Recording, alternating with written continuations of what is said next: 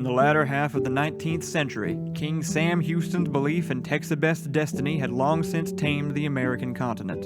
Content to retire to his palace in the Texan Empire's capital of Lubbock, the king's son, Prince Sam Houston Jr., was eager to make a name for himself, ironically. It was his dream to take the concept of Texas destiny overseas, a dream his father could never have realized due to his fear of the sea, brought on by childhood trauma of seeing a really scary painting of the ocean one time. And thus began Prince Sam's 30-year conquest to remake the world in Texas's image. This is the story of, among more important but less funny to say things, the first overseas cattle drive. Prince Sam's first priority was to open diplomatic relations with a puny little island monarchy known as England, who had themselves begun their own particular brand of Texas destiny, known as colonialism. To Her Majesty the Queen of the United Kingdom of Great Britain and Ireland, howdy and yee-haw. The Honorable King Sam Houston of the First Texas Monarchy humbly requests the reciprocal liberty of commerce and navigation between and amongst the subjects of Her Britannic Majesty and the citizens of the Kingdom of Texas, as well as the acknowledgement of our lands as its own sovereign nation. I plan to visit your island on my way to the Orient in order to survey the grazing potential of your land. Don't read too much into it, it's just sort of my thing. Upon my landing, I request from your diplomatic envoys only the construction of a lean-to, a campfire, and a medium-sized stick with which to poke the fire so that I may stare pensively out to the range. Good King Sam Houston, Her Majesty has taken notice of your trade agreements with her recently confederated Dominion of Canada, and regards your proposal with great interest. Let us henceforth commence trade operations by land and sea, where we may provide you with textiles, minerals, and ample amounts of tea, in exchange for your world-renowned spurs, Stetsons, and various meats fried in the manner of chicken. An exchange of goods and cultures would surely benefit all involved. As pertains to your status of independence, however, we must first maintain our relationship of good graces with other American powers, and to declare allegiance in such business would be unbecoming of Her Majesty's station, as you surely understand. Yours, the Queen's butler and manservant, Nigel. We are much obliged and grateful for Her Majesty's interest in our exports. Your diplomatic position is sympathetic, bless y'all's poor hearts. We reap what we sow, as they say, and making enemies certainly invites retribution. In the meantime, please enjoy unfettered access to our oversized belt buckles and charmingly rustic decorative metal stars. They give plus 1% prestige for 5 years. Canada sure seems to like them, as do our new friends in the Far East.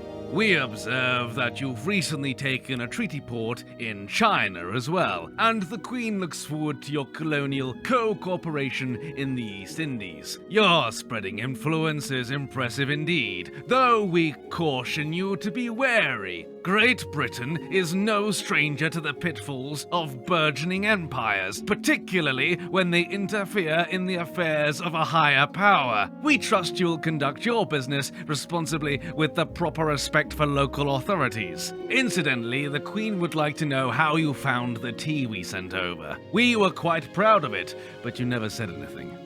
So? No worries, partner. We've had great dealings with many of your acquaintances. We find negotiations to be fairly simple, so long as we come prepared with a home-baked pecan pie and a few common interests, such as a distaste for subjugation. We thank you kindly for your gift of tea. It was quite enjoyable once we balanced out the taste with enough sugar and iced it down. We anxiously await the opportunity to sip it on the porches of India. P.S. Does India have porches? You listen here, you uncultured farm servant. That tea was the finest export the United Kingdom has to offer. To drink it cold is to insult Her Majesty's already dwindling good graces. We have been patient with your international exploits thus far, but allow us to be clear. Your commercial activities have moved far too close to our territory in India and risk interfering with our handling of several open revolts led by mysteriously well-armed local factions.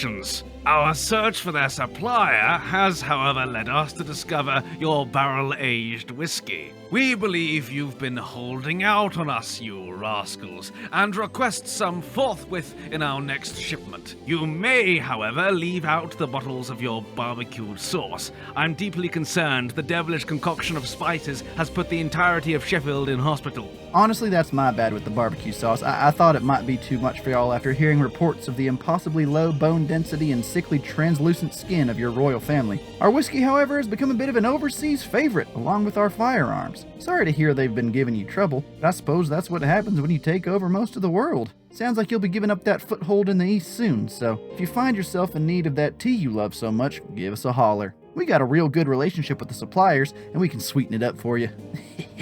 I don't suppose there's any point in asking what you know about Canada taking up arms and demanding to unite with Texas. It's clear to me now that you've always had England in your crosshairs, and your treachery will not go unpunished. You've made a powerful enemy this day, and will face the full wrath of the British Empire, Canada not included. We sincerely hope you're prepared for what is about to come, and I've just been informed while writing this letter that you've also taken Wales for some reason. This is war, then.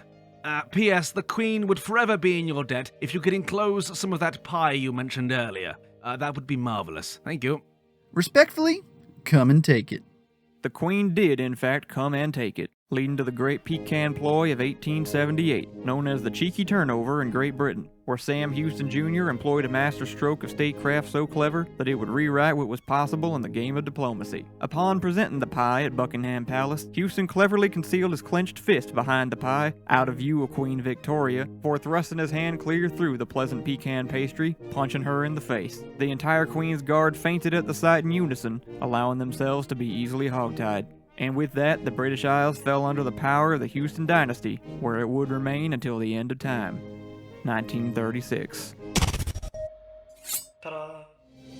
Thank you for watching this video, and thanks to Paradox for sponsoring yet again. Victoria 3 is free to play all weekend and is 50% off on Steam until November 27th. You can find the link in our description. There's also some new DLC called Pivot of Empire, which expands on Indian history and culture. Special thanks to everyone in the Door Monster Discord who helped make this video possible. You know who you are, and you're the best. Also thanks to Squire for making an appearance. The anniversary specials are still coming. I just had to take a break to do this first.